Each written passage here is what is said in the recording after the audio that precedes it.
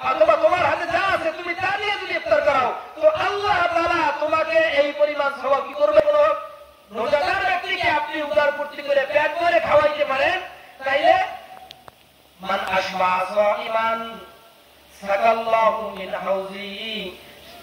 বরগুনায় Amjad master ফাউন্ডেশনের ইফতার মাহফিল। বরগুনায় Amjad master ফাউন্ডেশনের উদ্যোগে ইফতার মাহফিলে অনুষ্ঠিত হয়েছে। ঘণ্টাব্যাপী এই মাহফিলে পাতাকাটা সহ আশপাশ এলাকার কয়েক শতাধিক মুসল্লিরা অংশগ্রহণ করেন।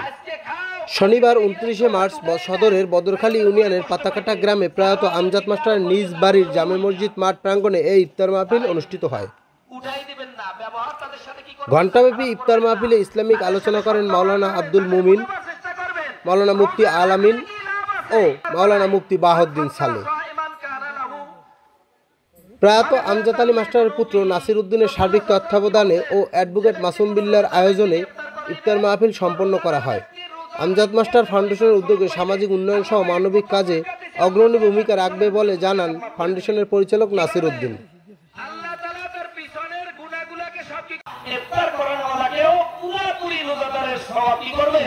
আল্লাহ তাআলা দান করবেন, এটা রোজাদারদের জন্য একটা সুসংবাদ না? কি গান?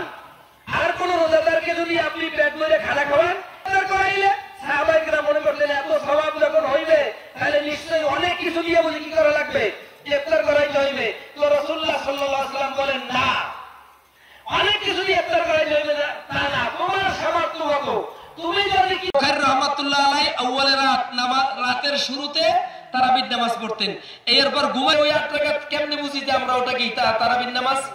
ওইটা ছিল তাহাজ্জুদের নামাজ। সমস্ত মুহাদ্দিসিনে কেরাম, ইমাম মুসলিম, ইমাম আবু দাউদ, ইমাম তিরমিজি, এরপর আমাদের মধ্যে একটা ফতোয়া শুরু। আমি এমনি দলিল দিয়ে তারাবি করার কাছে সেটা বলতে চাই না, বলতে চাই এই কথাটা যে আমাদের মধ্যে একটা ফতোয়া সৃষ্টি করে দিয়া আমাদেরকে আস্তে করে আমল থেকে কি করে ফেলাইছে, দূর করে ফেলাইতেছে। এটা যে একটা ফতোয়া বুঝতেছেন তো আপনারা?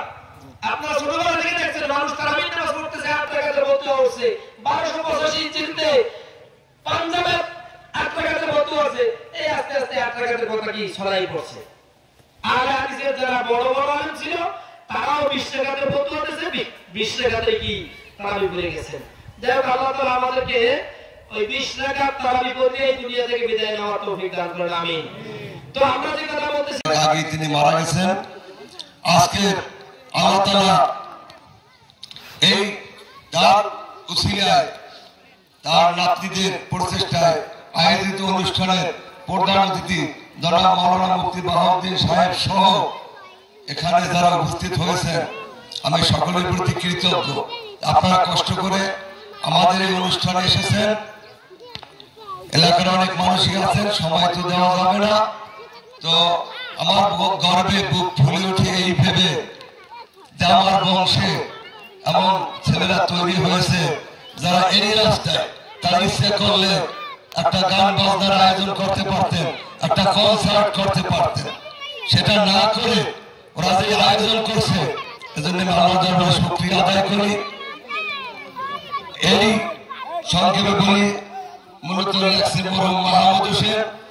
আমরা আমার দাদার বাবা পর্যন্ত নাম জানি আমি, মরহুম খোয়াজ হাওলাদার দুই ভাই মৌকরণ থেকে এখানে তারা আসছে। খোয়াজ হাওলাদারের 4 ছেলে, তার মেজ ছেলে মিলে মাহমুদ হোসেন বা মোহাম্মদ হোসেন, তার আবার দাদা মোতাপ্পর হোসেন কম বয়সে মারা গেছে, আব্দুল জব্বার আমাদের ছোট দাদা, যার ছেলে শাসের আলী হাওলাদার লেখা।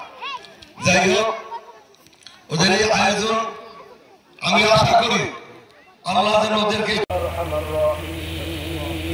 রব্বুল আলামিন ইফতারি পূর্ব মুহূর্তে ইফতার মাহফিলে আল্লাহ আমরা কিছু গুনাহগার আপনার শাহী দরবারে হাত উঠাইছি, মেহেরবানি করে আল্লাহ আমাদের জীবনের সমস্ত গুনাহগুলোকে মাফ করে দেন।